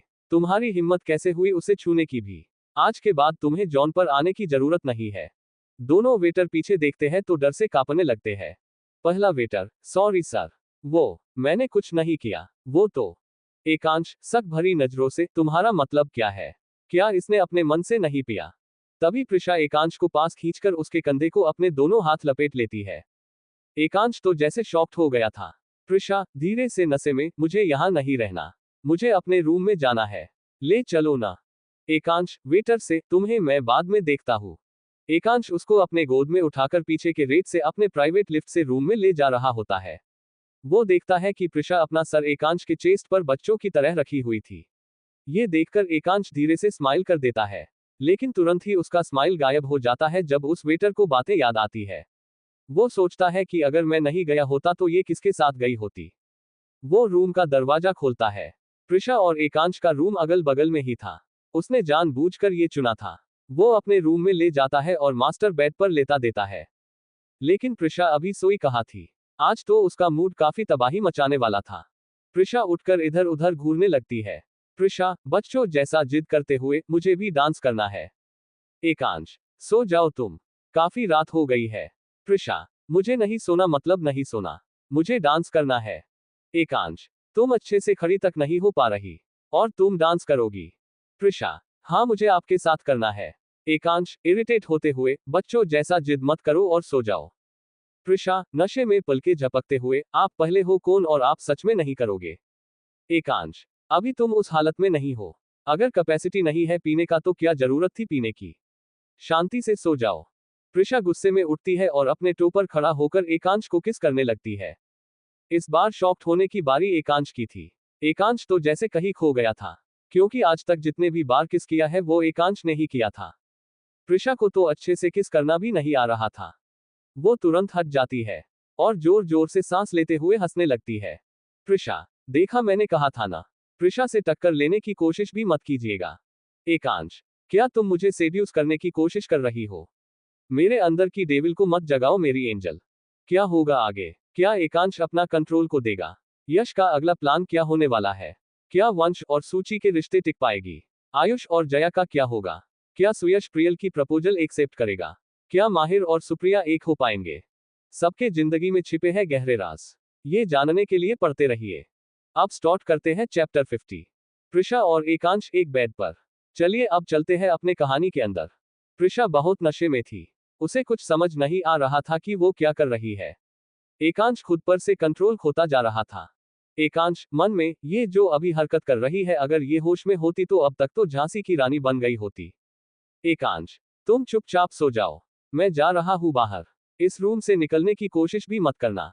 एकांश खुद पर कंट्रोल करके उसको बेड पर लेटा देता है। जैसे ही वो उठने वाला होता है प्रिशा उसको पकड़कर अपने तरफ खींच लेती है। एकांश तो जैसे उसके करीब रहने से होश खो रहा था। एकांश अपने सेंसेस में वापस आ पाता इससे पहले ही प्रिशा उसको दोबारा किस कर लेती है और तुरंत हट जाती है। प्रिशा, मुझे न ये मीठा कैंडी की तरह लग रहा है। टेस्टी है। एकांश तो बस उसको देखे ही जा रहा था। इसका पेशेंस अब खत्म सा हो गया था। एकांश, डेविल स्माइल करके, अच्छा रुको मैं तुम्हें अच्छे से टेस्ट कराता हूँ। ये कहकर वो प्रिशा के गुलाबी होठों पर अपने होठ रख देता है और पैशनेटली किस करने लगता है। प्रिशा की पलकें बार बार झपक रही थी। जब उसको सांस नहीं आती तो वो उसको हटाने लगती है। लेकिन एकांश तो एकांश था। उसका अंदर का डेविल जाग गया था। वो रुकने का नाम नहीं ले रहा था।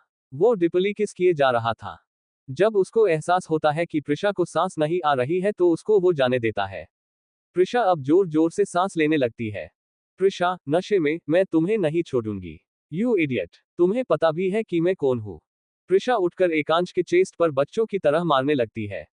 एकांश ये देखकर काफी इरिटेट हो रहा था और वो सोच रहा था कि पहले तो इसने खुद शुरू किया और अब देखो। एकांश इरिटेट होकर प्रिशा को पीछे दीवार से चिपका देता है। एकांश, बिल्कुल चुप हो जाओ। अब एक सब नहीं। प्रिशा, तुम्हें सजा मिलेगी। तुम्हें मालूम नहीं कि मैं क्या कर सकती हूँ। मैं कौन हूँ? अगर तुम्हें मालूम होता तो तुम मेरे करीब आने की सोचते भी नहीं। एकांश की नजर प्रिशा के रिस्ट वॉच पर जाती है। एकांश मन में, ये वॉच, ये तो एकदम उसी वॉच के जैसा है। ये इसके पास कहाँ से आया? प्रिशा, ओए मिस्टर, क्या देख रहे हो? एकांश, ये वॉच तुम्हारे पास कैसे? तुमने ये कहाँ से खरीदा? प्रिशा, ये अगर तुम्हें चाहिए तो मैं नहीं दूंगी। ये मेरा है, मैंने बनवाया है। एकांश, क्या तुमने बनवाया है? क्या मैं देख सकता हूँ? प्रिशा, नहीं, ये तुम्हारे लायक नहीं है। अब मुझे सोना है, सोने दो। प्रिशा जाकर बेड पर लेट जाती है। प्रिशा गाउन में बहुत अनकंफर्टेबल फील कर रही थी। ये एकांश नोटिस कर लेता है। एकांश उसे उठाने की कोशिश करता है लेकिन वो इतने नशे में थी कि वो खुद का ड्रेस चेंज तक नहीं कर सकती थी। एकांश एक वेट्रेस को अंदर बुलाता है। वो उसका ड्रेस चेंज करने को कह बालकनी में चला जाता है। बालकनी में जाकर एकांश किसी को कॉल लगाता है। एकांश, पार्टी में प्रिशा को किसने उसके जूस में ड्रग्स मिलाया ये पता करो।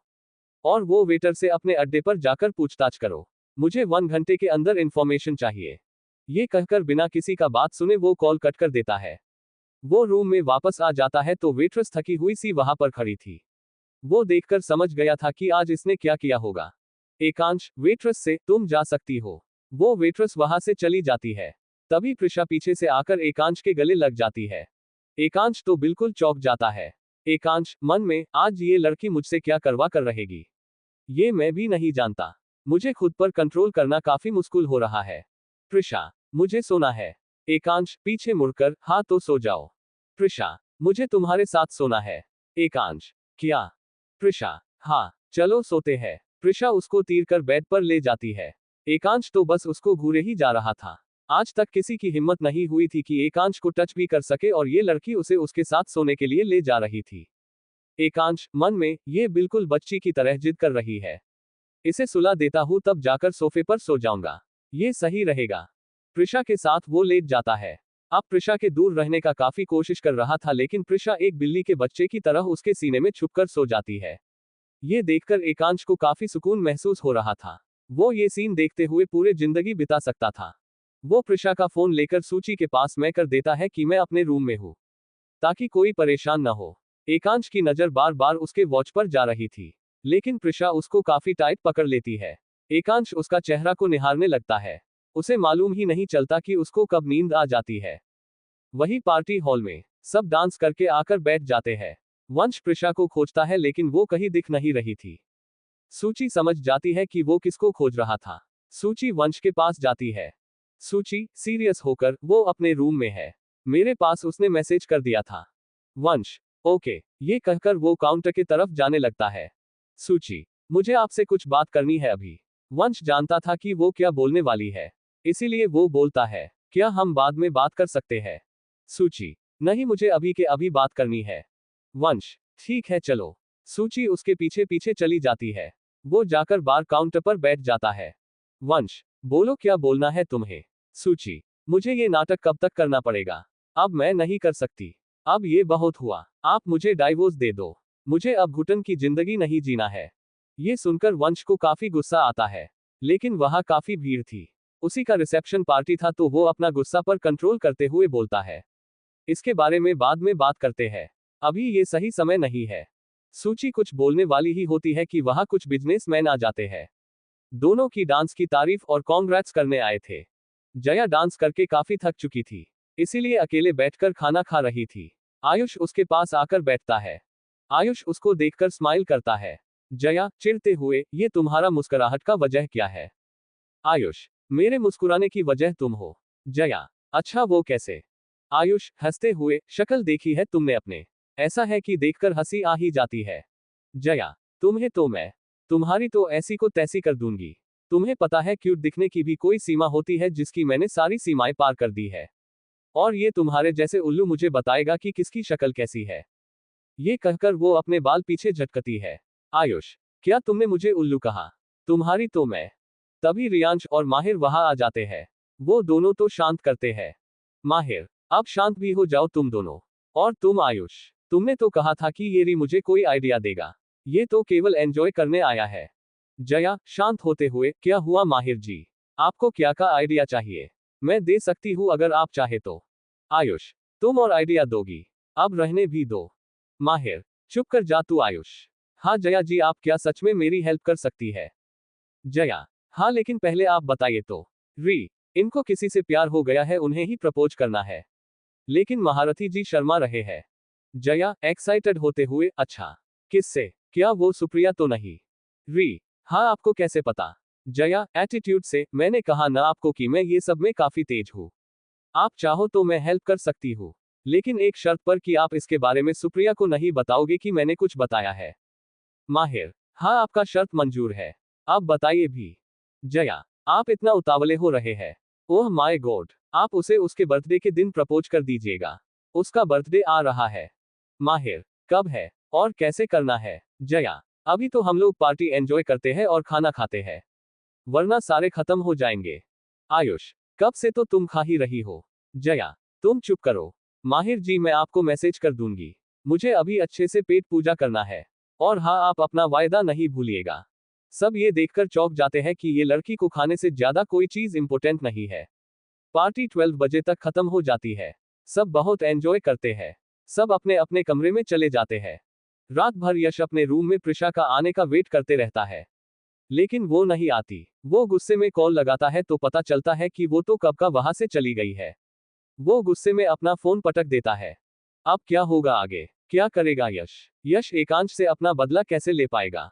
जब प्रिशा सुबह में उठेगी तो क्या करेगी? क्या सूची और वंश तलाक ले लेंगे? जया माहिर को क्या आइडिया देने वाली है? सबके जिंदगी में छिपे हैं गहरे राज। ये जानने के लिए पढ़ते रहिए। तो दोस्तों, आज के लिए बस इतना, मिलेंगे अगले वीडियो में। तो आपको ये कहानी कैसी लगी हमें कमेंट में जरूर बताएं। और वीडियो को लाइक, चैनल को सब्सक्राइब अवश्य करें। धन्यवाद। तब तक के लिए अपना और अपने परिवार का ध्यान रखिए।